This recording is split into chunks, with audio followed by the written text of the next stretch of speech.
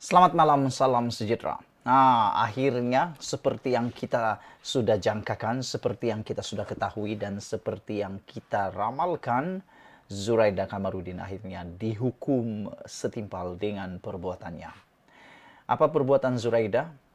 Perbuatannya ialah mengkhianati PKR, menjatuhkan Pakatan Harapan, bersekongkol dengan langkah Sheraton, dan lebih teruk lagi, beliau telah pun masuk dalam Parti Bersatu, kemudian keluar lagi daripada Parti Bersatu, menyertai PBM. Dan akhirnya, hari ini bolehlah kita istiharkan bahwa Zuraida Kamarudin sudah mati kutu.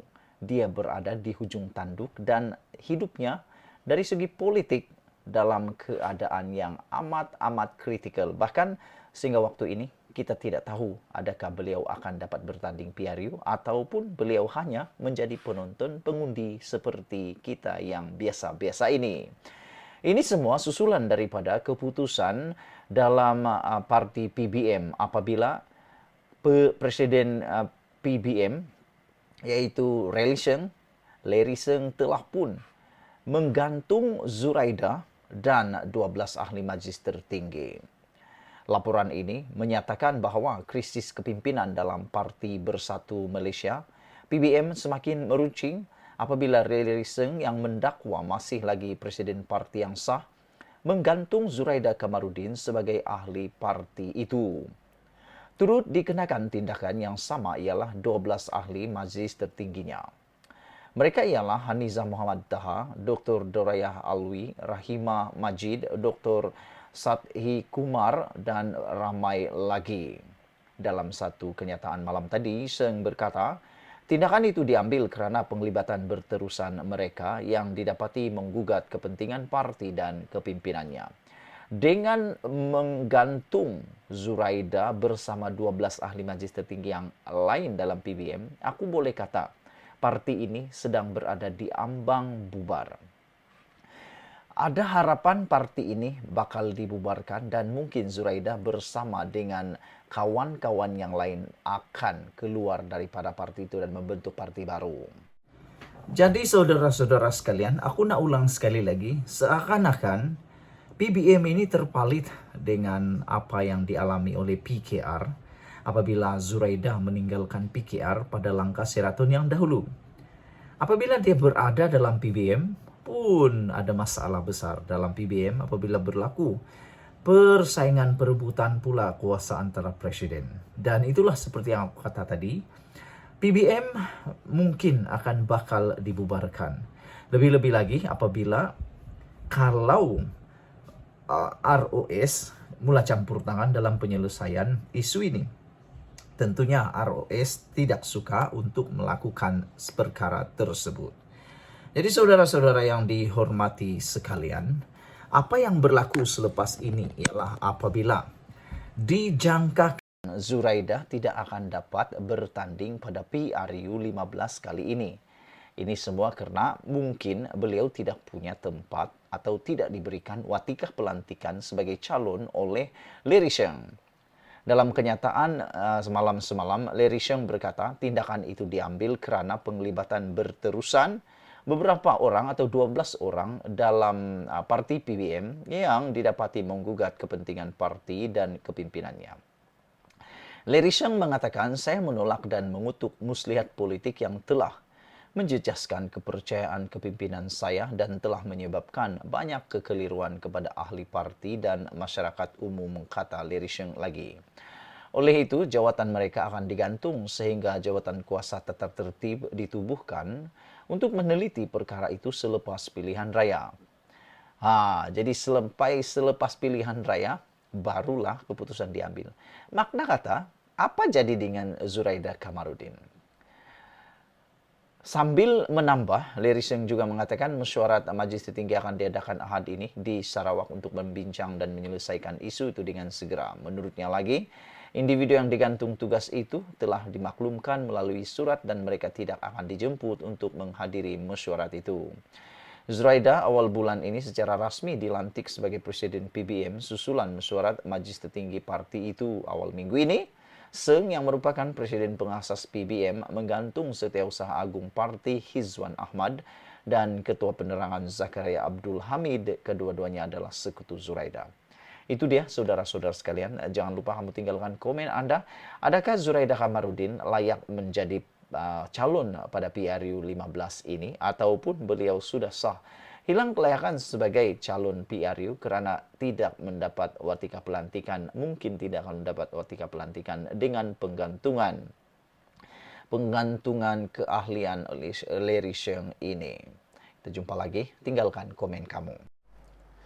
Menurut Muhyiddin Yassin lagi, beliau menambah, masing-masing akan teruskan dengan agenda PN, bukan PN Plus dan sebagainya. Respon Muhyiddin itu adalah berikutan kenyataan Tun Mahathir yang menyebut GTA dan Perikatan Nasional telah memulakan perundingan bagi membentuk kerjasama bagi menghadapi PRU 15 akan datang. Kenyataan Tun Mahathir yang muncul semalam itu adalah selepas hasrat beliau untuk bekerja sama dengan PH hanya mendapat reaksi dingin daripada Anwar. Meskipun ada beberapa penganalisis dan ahli akademik tidak henti-henti menyarankan perlunya kerjasama itu diwujudkan. Ada maklumat memberitahu, sebenarnya tiada sama sekali sebarang pertemuan apalagi rundingan antara pemimpin PN dengan Tun Mahathir sebagaimana yang dinyatakan bekas Perdana Menteri itu.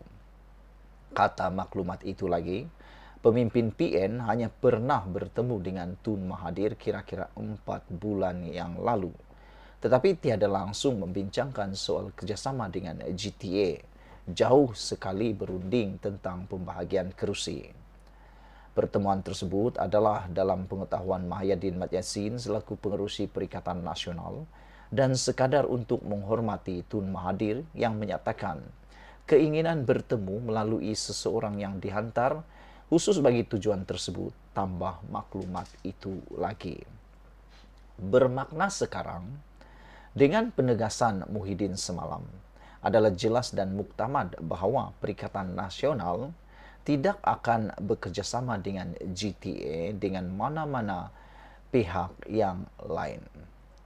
Lagi pula, soal pembahagian kerusi antara parti-parti dalam Perikatan Nasional sudah pun selesai dan tiada ruang lagi untuk pihak luar berunding berkenan dengannya. Dalam hal ini, keputusan Mahyadin menolak untuk bekerjasama dengan GTA adalah keputusan yang wajar, tepat, serta bijaksana. Sama seperti Anwar yang lebih dulu menolak GTA dan keputusan itu menyebabkan banyak pihak memuji pendiriannya. Mahyadin juga sebenarnya layak diberi pujian atas ketegasannya itu. Ini kerana Tun Mahathir adalah toksik yang seharusnya dijauhi, bukannya didekati, selain kedudukannya tidak lagi relevan untuk dibawa kawan. Tambahan pula, hasrat bekerjasama yang ditawarkan oleh Tun Mahathir tidak memberikan apa-apa nilai tambah, baik kepada PH maupun PN. Sebaliknya, hanya untuk GTA menumpang kekuatan dua gabungan itu bagi memastikan nyawa politiknya tidak mati di tengah jalan. Kini, dengan PH atau PN tidak mahu berkawan dengan Tun Mahathir, yang ada di depannya hanyalah jalan mati. Kecuali laluan ke pusara kematian semakin terbentang luas buat GTA selepas saja hari pengundian 19 November nanti.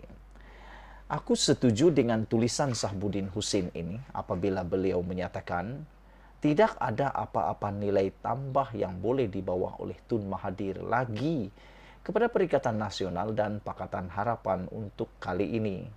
Berbeza pada PRU 14 yang lepas, kehadiran Tun Mahathir Mohamad telah membawa nilai tambah apabila ini menarik ramai pengundi-pengundi Melayu untuk mengundi PH, dan pada waktu itu juga isu 1MDB begitu hangat dan sangat menyebalkan rakyat Malaysia. Tapi kali ini memang ramai penganalisis politik, pemerhati politik juga yang setuju bahwa kehadiran Tun Mahathir di mana gabungan selepas ini bukan memberi nilai tambah, tetapi ianya akan menjadi beban liability pula terhadap gabungan-gabungan yang diikuti oleh Tun Mahathir selepas ini. Tinggalkan komen Anda, tekan butang subscribe. Bye-bye. Selamat petang, salam sejahtera. Terima kasih karena bersama dengan saya di Nazilin Unity Channel. Isu PRU makin lama makin hangat. Bahkan ada jiran yang mulai bermasam muka sebab berlainan ideologi. Ada rakan yang mulai tak bermesej lagi kerana sudah berlainan fahaman politik. Tapi yang ini, isu yang aku nak bawakan ini, lain pula ceritanya. Yaitu berkaitan dengan nyawa dan masa depan politik Tun Mahathir Mohamad. Dengan apa yang berlaku sekarang, Mahathir bersedia. Menurut Mahathir, beliau bersedia untuk merendahkan dirinya serendah-rendahnya.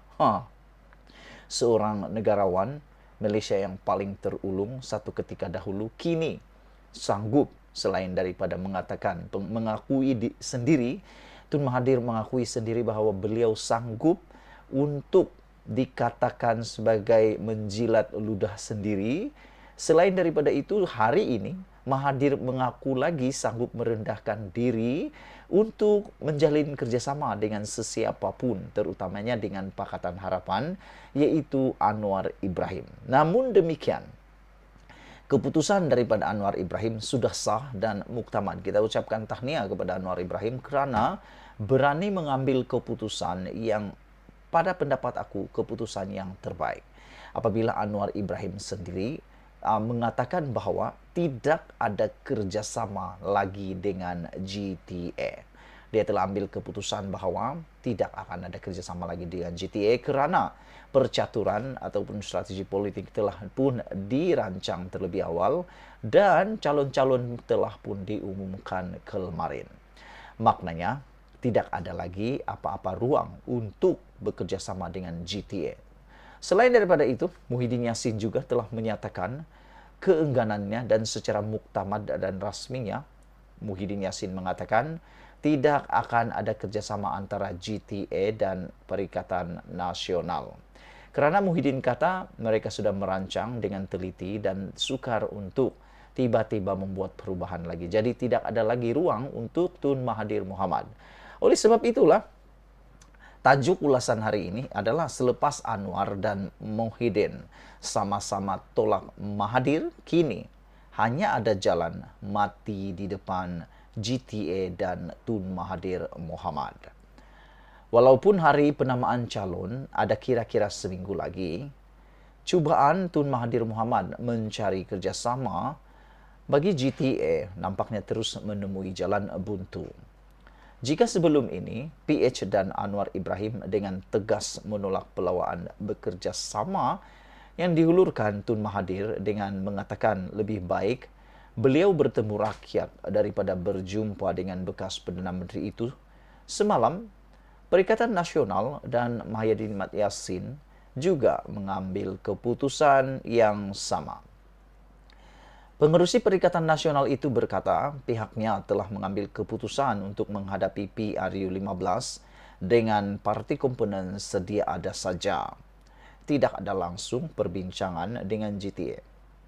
Kita putuskan untuk meneruskan atas inisiatif gabungan sedia ada semata-mata, kata Muhyiddin Yassin. Menurut Muhyiddin Yassin, bukan tak nak bekerja sama, tetapi kita putuskan untuk buat apa yang kita telah susun sejak lebih awal lagi.